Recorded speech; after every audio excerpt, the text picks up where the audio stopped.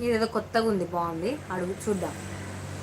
ఒక రాజు ఒక సన్యాసికి బంగారు కత్తెరను బహుమతిగా ఇవ్వబోగా వద్దని ఒక సూదిని ఇవ్వమని కోరాడు. ఒక రాజు ఒక సన్యాసికి బంగారు కత్తెర ఇవ్వాలనుకున్నాడు. ఇస్తుంటే నాకు బంగారు కత్తి వద్దు, సూది ఇవ్వమని అడిగాడంట సన్యాసి. రాజు నుండి సన్యాసి సూది తీసుకుంటాడు. కత్తెర వద్దని ఎందుకు అన్నానంటే సూదికి కలిపే స్వభావం ఉంది.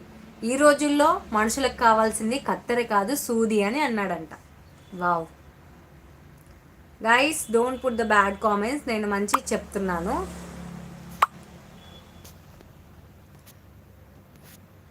తను మీ అమ్మరా బాబు, డోంట్ పుట్ బ్యాడ్ కామెంట్స్.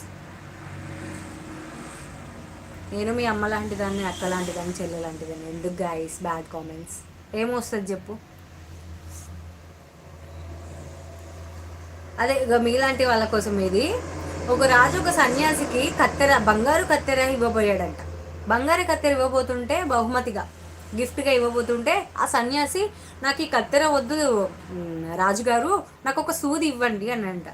అయితే బంగారు కత్తి ఎందుకు వద్దన్నావు అని చెప్పి ఆ రాజుగారు అడిగితే, ఈ కత్తెరకి సూదిని ఎందుకు అడిగావు అని అంటే, సూదికి కలిపే గుణం ఉన్నది, ఒకటి చేసే గుణం ఉన్నది, కత్తెరకి వేరు చేసే గుణం ఉన్నది అని చెప్పేసాను అన్నాడు. అందుకనే ఈ రోజుల్లో ప్రతి ఒక్కరికి కత్తెర లాంటి